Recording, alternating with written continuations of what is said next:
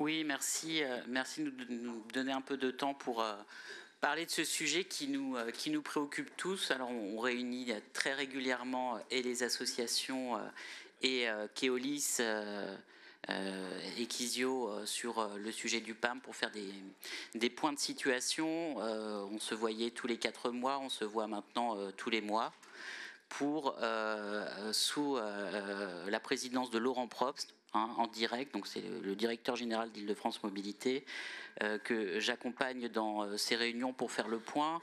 On a identifié, je vais être en totale transparence avec vous, un problème qui persiste sur les annulations de dernière minute. On est néanmoins sur une pente descendante, puisque si on prend par exemple pour référence les dernières données consolidées, sur la 9e semaine, il y a 11 000 trajets qui ont été effectués. Il y a eu 11 annulations de dernière minute. Ça veut dire que globalement le service a bien fonctionné, mais on reste en difficulté sur quelques annulations de dernière minute.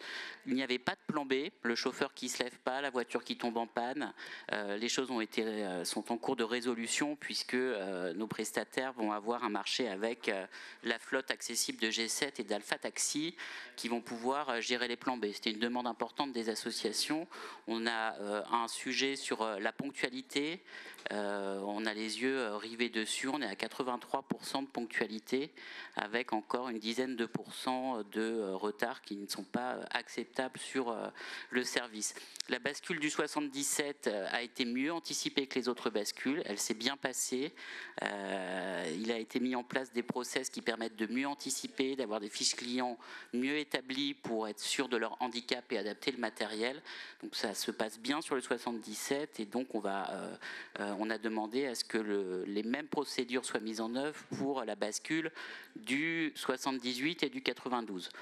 Il va y avoir un peu d'oxygène avec la livraison des véhicules, de nouveaux véhicules, 16 véhicules ce mois-ci, 15 véhicules au mois d'avril, 15 véhicules au mois de mai, des véhicules qui permettent le transport des personnes en situation de handicap lourd.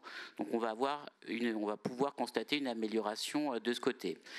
On a encore quelques bugs manifestement sur l'accessibilité de l'application de réservation. Nous avons à Île-de-France Mobilité un comité d'experts, de testeurs, qui ont identifié les difficultés d'accessibilité et on a demandé à Kizio de tout mettre en œuvre pour rapidement réparer ces problèmes d'accessibilité, puisqu'on est quand même à un service qui s'adresse à des personnes en situation de handicap et je pense notamment aux difficultés rencontrées par les personnes qui ont un handicap visuel. Donc on suit les choses, on est sur le dos de Keolis et de Kizio avec des demandes qui sont extrêmement claires. D'habitude, on faisait les réunions en direct avec les associations. Maintenant, on convie les prestataires pour qu'ils puissent voir un petit peu les conséquences parfois de leurs manquements. On a demandé une revue des moyens qui étaient mis en place par rapport à ce que Île-de-France Mobilité avait demandé pour qu'on soit tous d'accord sur le diagnostic des moyens qui ont été mis en œuvre et que nous avons demandé et que nous payons. Juste 2 éléments de satisfaction, malgré voilà, les difficultés qui peuvent être rencontrées. On a quand même beaucoup d'usagers qui nous remercient d'avoir un service qui est plus accessible au niveau tarifaire. On a divisé, je le rappelle, et c'est pris en charge par le conseil régional, divisé par 4 les courses. Par IMO, ça coûte plus 40 €. Je vous imagine ce que c'est que de payer un aller-retour par IMO quand on touche l'AAH à 916 €. Donc on a divisé par 4 les tarifs et puis le plan de charge est maintenant mieux établi pour les usagers réguliers. On a encore un sujet sur le refus de course pour les usagers occasionnels. On ne finance pas un service pour qu'il y ait entre 7 et 8% de refus de course à la réservation. Donc on est extrêmement vigilant côté Île-de-France Mobilité et Région sur ce sujet.